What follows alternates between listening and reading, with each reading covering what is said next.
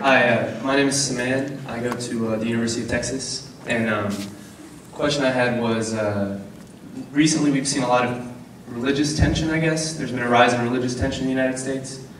And to quote a wise man, you know, we all know the rent's getting too damn high. So my question is, what role will leaders in the hip-hop community play in helping those people who, the numbers are increasing every day of people who are struggling in the United States, and it doesn't matter what religion they are.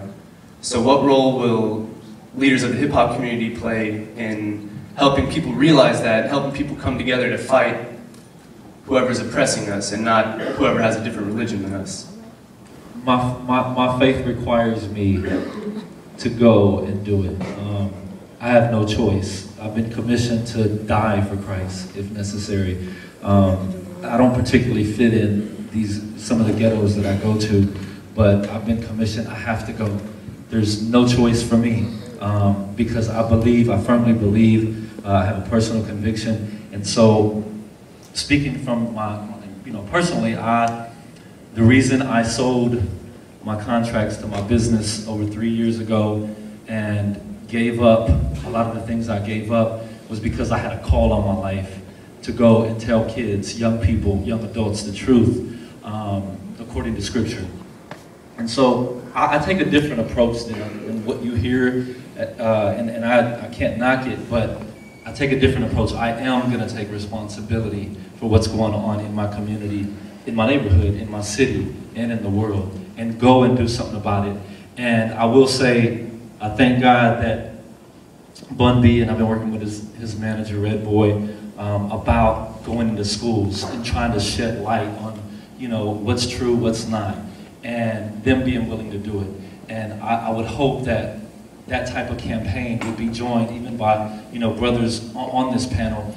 All we got to do is just shed some light on it, because no light is being shed. This paper I got with me, it has the top 10 songs in the nation, and there's no wholesome morals that we're passing down to young adults, kids.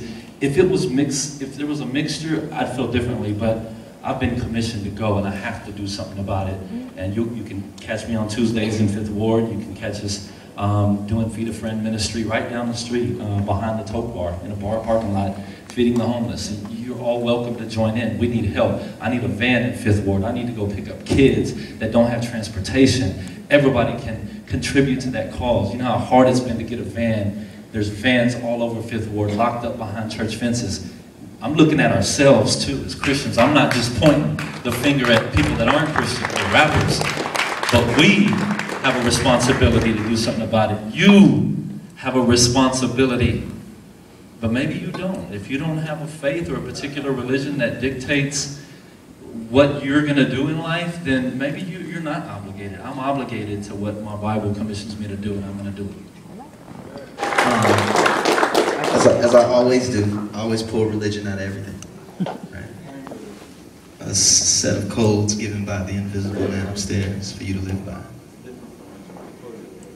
Yeah, I know. I know your word. I know all the words. I know. What? Here we go.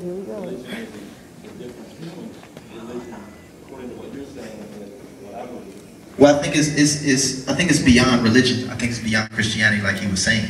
I think his point was overriding religion, which is human. Like all the books talk about olives, right? Wheat, bread, fish, right? All these things. I would say 80% of the people don't know how to grow the olives and the wheat, or catch the fish, right? Or make the bread. That's right. These essential parts of life, right? We don't know how to do any of that. So what I chose to do, in my thing, was I want to increase the knowledge about urban farming and urban agriculture, and get kids to at least know how to grow their own food, so no matter what transpires, no matter what religious conflict, Armageddon, whatever comes down the pipe, right, you can feed yourself. Right. And that's beyond, and when I say beyond religion, that's beyond religion. That is, half of these kids, all of these kids, don't know how to grow their own food. They don't have a grandmother who came up from, well, I'm from Chicago, came up from Mississippi, you know, who was stable enough to sit, because she was combating radio and hip hop and all these other things and all these mixed messages and TV and soap operas and toys and all this other stuff.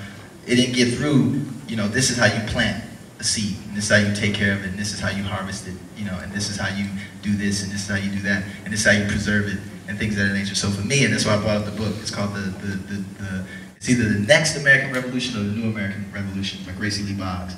And, you know, she's been through she's been through the civil rights struggle, the COINTELPRO, the Black Power movement. She was met with Malcolm X and spoke on Martin Luther King and did all these things. And the one thing that she talked about above all of that stuff, all of that ideology, all of that Marxism, all of the religiosity, everything, was you have to be able to feed yourself.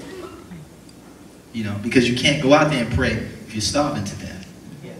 You know, you can't go out there and be a missionary and you're starving. You can't. You know, we're not here to emaciate ourselves or follow the world of Buddha and starve ourselves to death. It's not what it's about. We're not trying to reach transcendence through those points. We have to feed these people, right? So what's going to happen when the supermarket closes? What are you going to do? You know, what are you gonna, and that's beyond hip hop. The radio cut off, and 50 Cent come out with another album that sells 10 million records. I come out with albums, don't do nothing. I'm talking about, you know, everything. He drops another Christian album. Trae drops another hood album. Malice drops 2 more books. You know, you can't eat those books. You can't eat those songs. You know, and it's those factors is what oppresses us. Those things. Your belly oppresses you. You know, that's why we fast. You know. Right? That's why in our religions we fast, because the hunger is what oppresses you. And once you can control that, then it opens you up and to see all these different things. So, you know, we really have to talk about seriously, you know, growing and creating our own food and things of that nature. And that's the one single thing that I'm doing, apart from having a book club called The Readers, which you can join every week. We read a new book and it's on Twitter.